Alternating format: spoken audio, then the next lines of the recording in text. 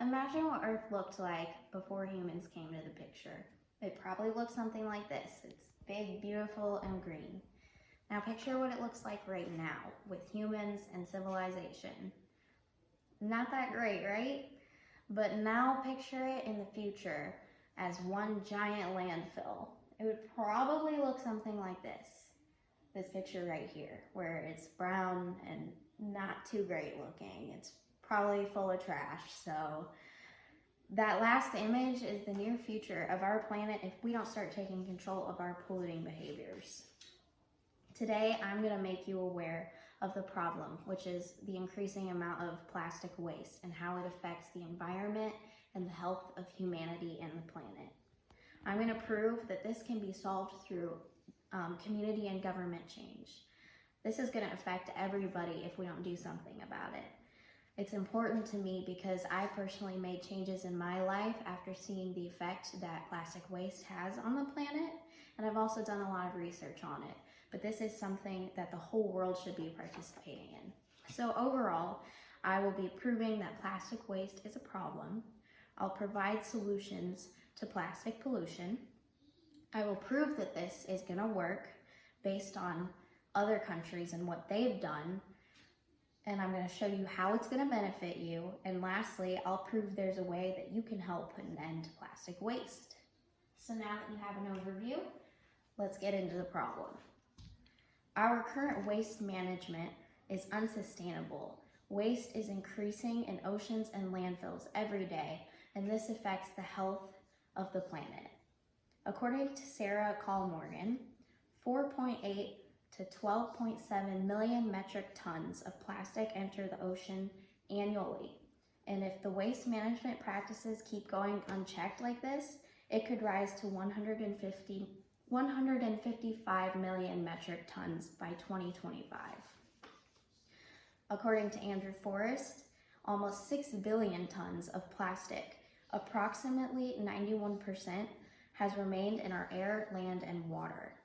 Call-Morgan also explains how plastic breaks down into these toxic little microplastics in the ocean, which when eaten by fish, increase in the food chain, and those toxins will get into our human food. The second reason why this might be happening is because America's recycling system just hasn't been successful. It hasn't really been working at all.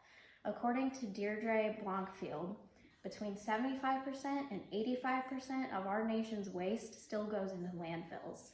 And according to Jeff Spross, our recycling system has failed to actually recycle more than a fraction of waste that has gone into it. Recyclables have not been properly sorted, and this is going to lead to an increase in waste.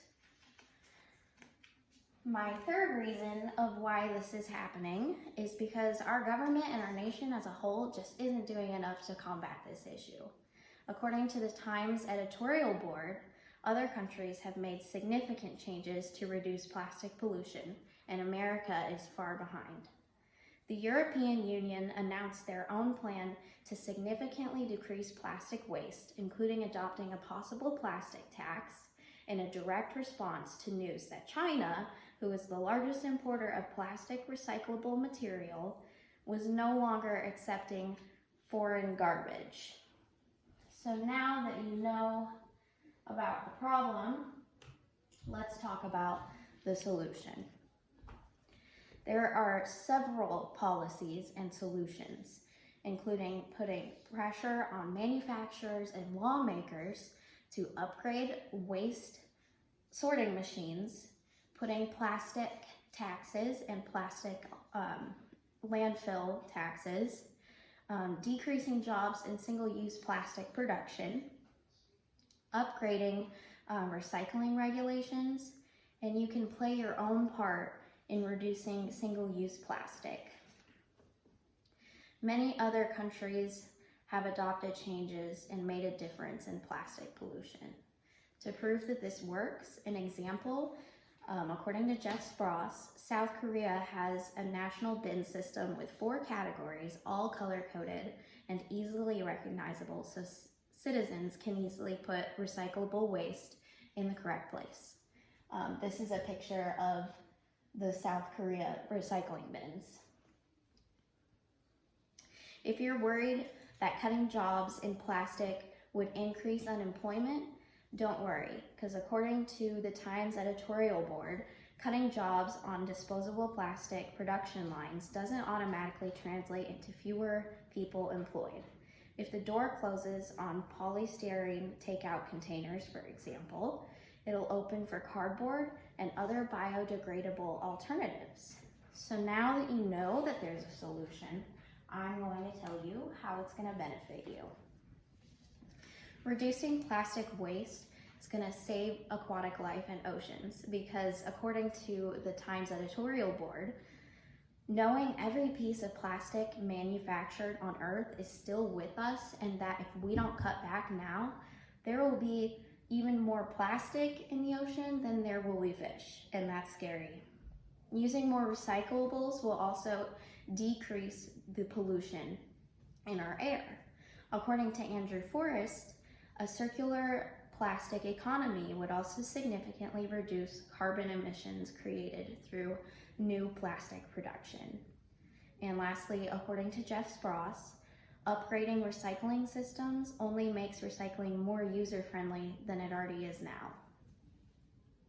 So now that you know what the benefits are, Earth needs our help and I need your help. So today I'm going to tell you about what you can do. There's many ways that you can contribute, and I encourage you to at least do one of these things that I'm about to mention for the sake of our planet. The first one is to go to wastemanagement.com and sign up for recycling wherever you live. According to Sarah Angler, if you ever get confused about what can and can't be recycled, since we do have sorting issues in the United States, you can visit earth911.org and you can find information on that. Also, according to Sarah Angler, my second option, pressure your local or state manufacturers of plastic or single-use plastic to make change by writing them a letter. You could send them an email, post on their Facebook page, or even tweet about it on Twitter, whatever. Anything will work just to get your voice heard. The third option, which Sarah Angler also supports, but all of my other sources mention this too, replace single-use items with items that are reusable, such as water bottles, straws, grocery bags, and so on.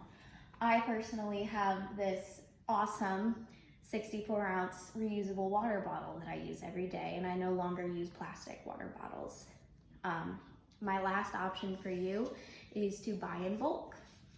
According to Blankfield, buying produce in bulk so packaging is kept at a minimum is one simple consumer decision that can have a profound effect since over 40% of the waste is packaging material. So now that you know some simple and easy ways that you can contribute, please do at least one of these, please. Let's go over what we learned today. So today I've proven to you that plastic waste is a significant threat on our planet. If we want to save the planet, we need to put pressure on our government and manufacturers for change. These changes will help because we've already seen how effective they are in other countries. And you can help by making simple changes in your life, whether that's using reusable items instead of non-reusable items, sending a simple email to your manufacturers, or even buying in bulk. And lastly, according to Blankfield, landfills are still the most common waste management option in America, and this is a problem that needs to stop. The waste is building up fast every day, and if we can all step forward and make our voices heard, that will change.